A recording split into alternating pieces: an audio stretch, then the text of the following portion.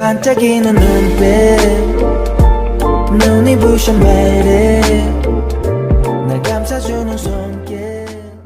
She woke up with no memory of the past 8 years, surrounded by people who claimed to be family. Jane thought she had lost her memory in an accident. Everyone around her said so. They treated her gently, acted like she was broken, and fed her stories about her life. She pretended to believe them, but deep down, she knew the truth. The moment she stepped back into what was supposed to be her home, something felt wrong. The house, too neat, like no one really lived there. Her memories of home were different.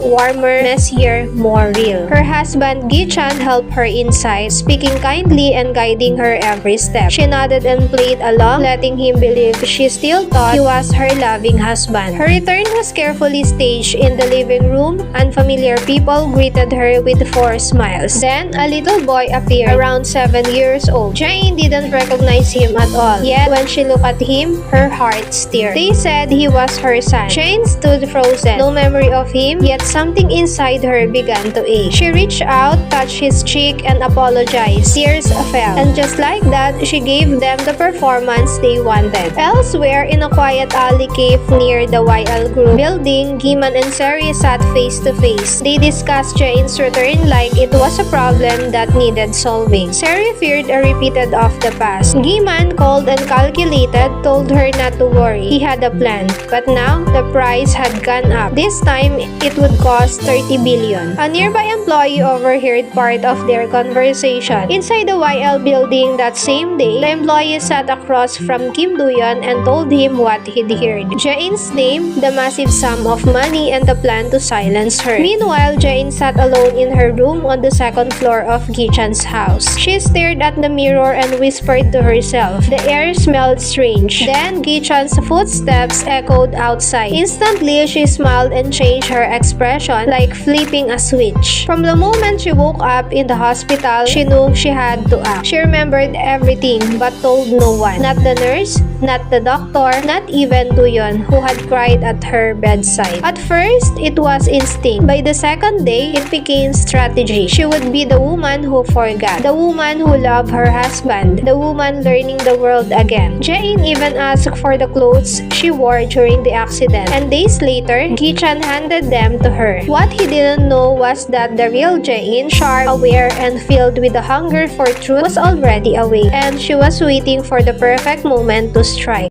'Cause you are beautiful.